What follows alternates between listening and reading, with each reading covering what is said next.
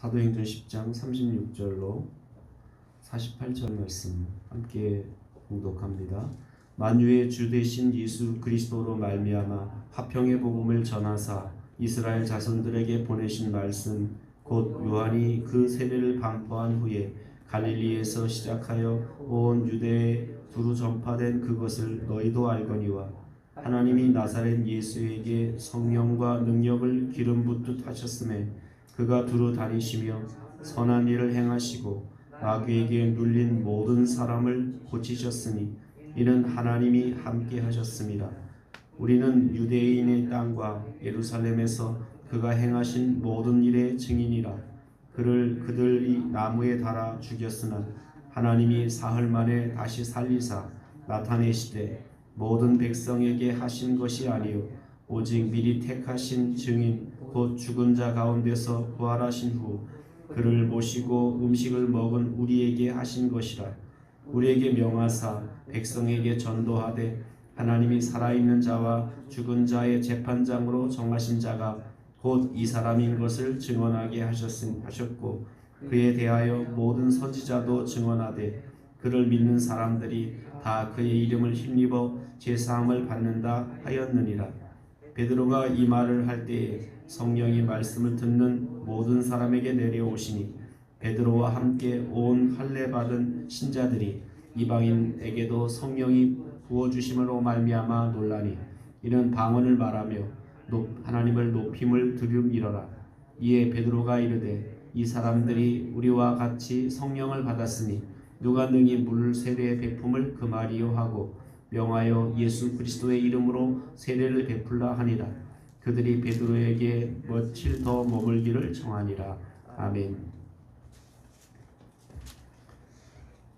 사도행전에 보면 성령께서 이렇게 여러 가지 사람과 사람 사이에 놓였던 장벽들을 허무시는 그런 장면이 나옵니다. 그래서 사도행전 앞부분에 보면 2장에서 6장까지 내용을 보면 유대인들 사이에 이렇게 파벌이 있었습니다. 그 파벌이 대표적으로 이제 히브리파 유대인들과 헬라파 유대인들, 이건 물론 교회 안에 있는 파벌이었습니다. 교회 안에 유대 본토배기들과 이제 외국에서 살다가 들어온 그런 헬라파 유대인들 사이에 깊은 골이 있었는데 성령께서 그 장벽도 이제 허물어 주셨습니다. 그리고 이제 8장에 가면 빌립이 사마리아에 가서 복음을 전하면서 이제 사마리아 사람들을 사람 취급하지 않았었는데 그곳에서 하나님의 말씀이 전파되고 성령이 임하시는 것을 보면서 유대인들과 이 사마리아인들 사이에 이렇게 파벌이 이제 장벽이 무너지는 그런 역사가 나타났습니다.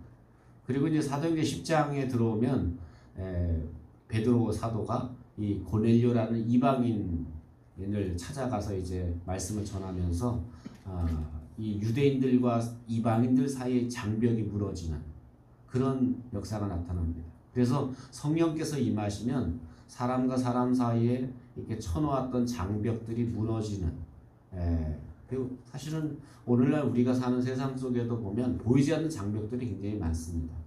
그러니까 저 사람은 나와 다르기 때문에 이렇게 장벽을 치고 상종을 하지 않고 쳐다보지도 않고 교제하지도 않고 이런 이제 그러나 성령이 임하시면 이런 장벽들이 다 무너져 내리고 성령으로 말미암아 하나가 되는 그런 역사가 나타나게 되는 줄로 믿습니다. 특별히 베드로가 고넬료 집에 이제 모인 사람들에게 예수 그리스도가 화평의 복음으로 이 땅에 오신 것, 그리고 그 예수님을 믿는 사람들에게 제사함의 역사가 나타난다는 이 말씀, 그 예수 그리스도는 바로 구약의 선지자들이 예언했던 그 분이다라는 것을 이제 거기 모인 사람들에게 증언하게 됩니다. 이렇게 베드로가 복음을 전할 때 그 말씀을 듣던 사람들에게 성령이 임하셨어요. 그래서 그 말씀을 듣던 그 사람들이 다 방언을 말하는 거예요.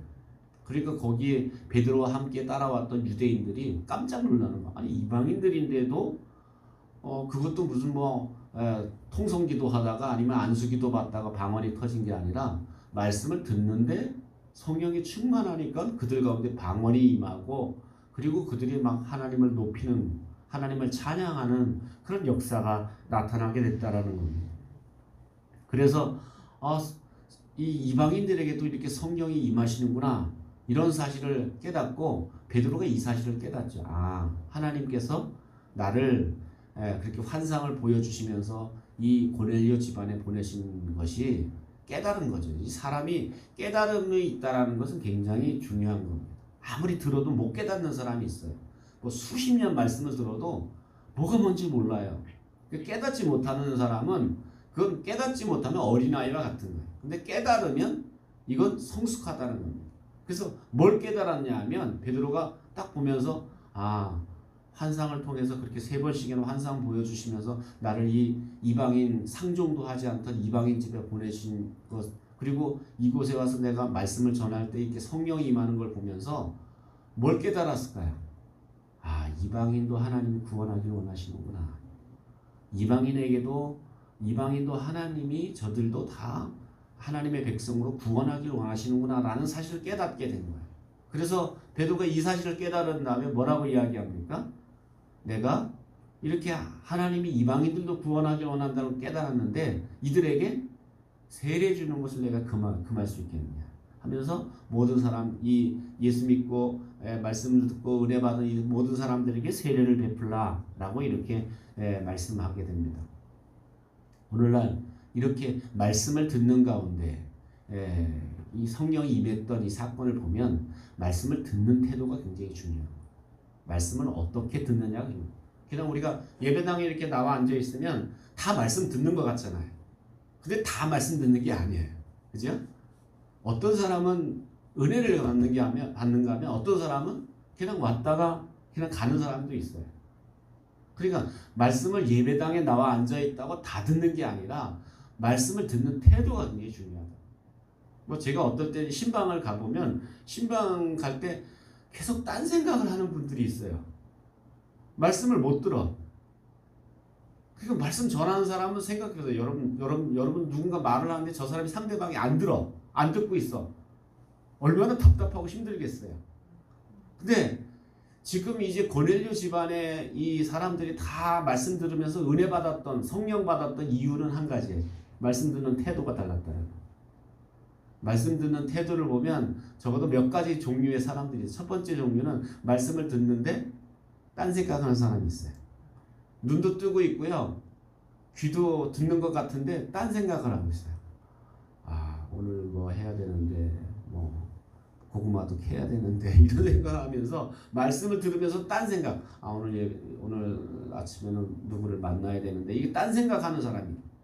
말씀을 들을 때 딴 생각하면 말씀을 듣고는 있지만 말씀의 역사가 나타나잖아요. 두 번째는 말씀을 들을 때 이런 사람도 있어요. 자기 생각을 가지고 자기 생각과 다르면 비판을 하는 사람이 있어요. 저건 아닌데, 저건 아닌데, 이렇게 하면서 비판하는 사람. 자기 생각과 다르면 비판하면서 말씀을 듣는 사람도 있습니다. 세 번째 사람은 말씀을 듣는데 무슨 지식 강의처럼, 그래서 오늘 목사님 좋은 말씀 너무 감사합니다. 그래서 오늘 아주 말씀을 들으니까 몰랐던 말씀을 쏙쏙 아주 잘 깨달아 들었어요 하면서 무슨 지식 강의 듣는 것처럼 말씀을 듣는 사람이 있어요. 오늘 몰랐던 사실을, 이 지식이라는 게 몰랐던 사실을 알게 됐다. 이건 지식으로 이제 말씀을 듣는 사람이에요.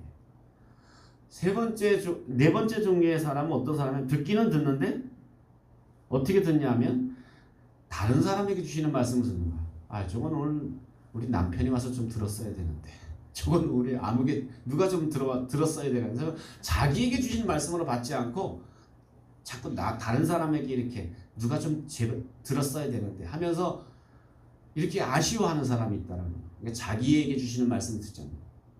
그런데 다섯 번째 종류의 사람은 어떤 사람이냐? 하나님 말씀을 듣는데 오늘 하나님께서 나에게 주시는 말씀으로 듣는 거예요. 오늘 이 고넬료 집안에 모였던 사람들이 말씀을 듣면 성령 받았던 이유가 뭘까요? 몇 번째 종류의 사람일까요? 다섯 번째 종류의 사람이에요. 하나님이 나에게 주시는 말씀으로 오늘 듣는 것. 오늘도 말씀을 들을 때 나에게 주시는 말씀으로 듣는, 그럼 나에게 오늘 뭐라고 말씀하시는가? 집중해야 돼요, 말아야 돼요?